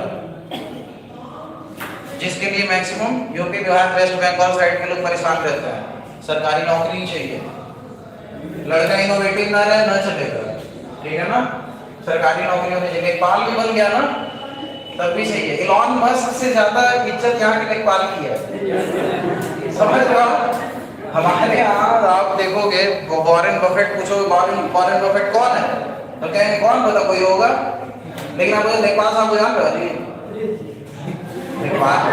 लेखपाल ही निकाले, मजाक है। तो हमारे यहाँ क्या क्राइटेरिया है ऐसा कि क्या होता है, सोसाइटी जब तक इस तरीके से हमारे मानव संसाधन को देखेगी, मतलब जब तक हमारे शिक्षा का क्या बोलते हैं लक्ष्य नौकरी पाना जब तक रहेगा, तब तक हमारे देश का कल्याण होना संभव नहीं है। जब हमारी शिक्षा का कारण कुशलता को प्राप्त करना होगा तो फिर नौकरी पाना आसान हो जाएगी। हो सकता है आप नौकरियां बांटो, समझ रहे हो ना? ठीक है। तो ये रेगुलर जो एम्प्लॉयमेंट है हमारे देश में वो कितनी है? गवर्नमेंट जॉब 18% है। मतलब कि जो रेगुलर एम्प्लॉयमेंट मिल रही है, जिनको मतलब बढ़िया वेतन मिल रहा है, जिनको बता दिया गया है कि तुमको 60 साल के पहले कोई नहीं निकालेगा, जिनको बता दिया गया है कि भाई तुम कितना भी करप्शन कर लो कोई बोलने वाला नहीं है, तुम जनता के साथ जिस कर्तव्य के लिए तुम आए हो वो भी ना करो तब भी तुमको कोई बोलने वाला नहीं है, तुम पुलिस वाले हो फिर भी तुम्हारा पेट निकला हुआ है तो कोई दिक्कत नहीं। बेसिकली मैं देखता हूँ यार, मतलब कि ऐसे कैसे पकड़ेंगे कैसे पकड़ेंगे छोड़ो यार। आप बताइए पर्टिकुलरली डिस्ट्रिक्ट मजिस्ट्रेट वगैरह किस लिए बनते हैं? सेवा करने के लिए। आपको सेवा करते हुए देखते हैं? इतना एटीट्यूड, इतना ईगो क्यों हम ही लोग देते हैं यार? जो व्यक्ति हमारे लिए नौकरी करने के लिए बना, हमारी सेवा करने के लिए बना, उनको कलेक्टर साहब बोल करके पर्टिकुलरली इतना ज्यादा चढ़ा दिया कि आज वो नीचे देख रहा तो हमें नहीं दिखाई दे रहा है। समझ रहे हो ना? तो मानव संसाधन का, लेकिन अब जितनी जनरेशन आ रही है, अब जो नए ऑफिसर्स आ रहे हैं वो क्या है? जागरूक हैं। उन्हें पता है कि मानव संसाधन का विकास क्या है। अगर जो हमारे देश को किसी पर्टिकुलर पोजीशन पे लेकर के जाना, आज हमारा देश आईएएस ऑफिसर्स के द्वारा ही चलाया जा रहा है। ठीक है ना? तो एक पढ़े लिखे व्यक्ति का होना बहुत ही आवश्यक होता है क्वालिटी ऑफ एजुकेशन के अंदर। ये तीसरी चीज हो गई जो चीज दर्शाता है क्या इंडिया में जॉबलेस ग्रोथ हो रही है। क्यों? क्योंकि 52% लोग क्या है? सेल्फ एम्प्लॉयड हैं, मतलब कि स्वरोजगार है। ऐसे व्यक्ति जिनको रोजगार प्रदान कोई नहीं कर रहा है। तो मतलब 52% एक पूरा हिस्सा 52% लोग स्वयं को रोजगार दे रहे हैं, मतलब रेगुलर एम्प्लॉयमेंट की कमी है, जॉबलेस ग्रोथ हो रही है। ये क्या कोई शोरूम डाल दिया, कोई क्या कहीं पे कुछ डाल दिया, कहीं बिजनेस कर रहा है, कहीं कुछ कर रहा है। आप समझ रहे हो ना? इस आधार पे। और चौथा जो कंडीशन है, अब यही है कॉन्ट्राडिक्टरी वाला जो विवाद था, जो तुरंत आते ही तुरंत गायब करवा दिया गया। 2017 का अनऑफिशियल डेटा, सरकार गिर जाती है।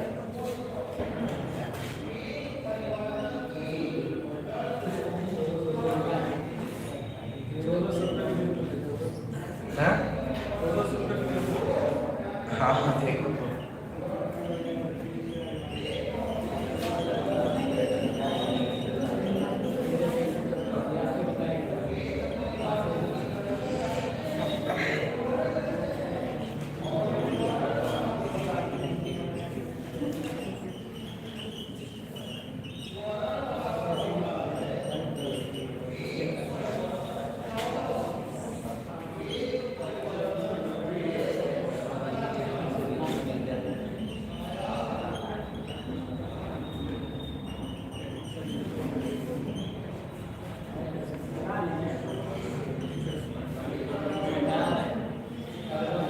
बता रहा हूँ 6.12%। देखिए एनएसएसओ द्वारा एक डेटा रिलीज किया गया था 2017 और 2018 में। ये अनऑफिशियल डाटा थी, इसको ऑफिशियली रिलीज नहीं किया गया था, सरकार के द्वारा रिलीज नहीं किया गया था। हालांकि ये जो संस्था है एनएसएसओ वो सरकारी संस्था है। एनएसएसओ प्लस सीएसओ, अब ये मिलकर के क्या बन गया है, एनएसओ बन गया है, ठीक है ना। तो एनएसएसओ के द्वारा 2017-18 में जो अनएम्प्लॉयमेंट रेट बताई गई थी वो 6.1% थी। पिछले 45 साल में सबसे ज्यादा, 45 साल में कब से, मतलब 1972-73 से लेकर के 2017-18 तक में सबसे ज्यादा बेरोजगारी का स्तर था 2017-18 में। किसकी सरकार थी? अरे यार 2017-18 में इंदिरा गांधी समझ रहे हो आप, दबा दिया गया। जनता जानेगी, जागरूक होगी, सवाल उठाएगी, हटा दो। बहुत सारी ऐसी सूचनाएं जो जनता तक पहुंचनी चाहिए वो जनता तक नहीं पहुंचती है। हमारा मीडिया बिका हुआ है। मीडिया रिपोर्ट के अंतर्गत हम लोग देखोगे अभी पिछले साल ही में पढ़ रहा था कि हमारे यहाँ मैक्सिमम मीडिया जो है पेड मीडिया है, ठीक है ना। वो जनता के उन पहलुओं को उजागर ही नहीं करती है जिनकी आवश्यकता है। आप समझ रहे हो ना, जिन पहलुओं पे नजर डालने की आवश्यकता है वहां पे नहीं है, ठीक है। तो ये चीज क्या बताता है बेसिकली, क्या ये सबसे ज्यादा था 45 ईयर में। अर्बन में कितना था ये 7.8% और रूरल एरिया में कितना था अनएम्प्लॉयमेंट रेट 5.3%। ये चीज दर्शाता है कि भारत में जॉबलेस ग्रोथ हो रही है। टाइम हो गया क्या? चलिए इसके आगे अगली बार देखते हैं जब भी क्लास होगी।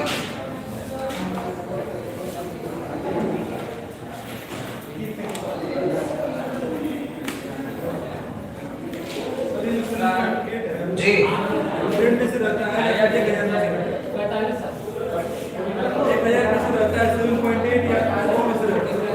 ये प्रतिशत है, दर।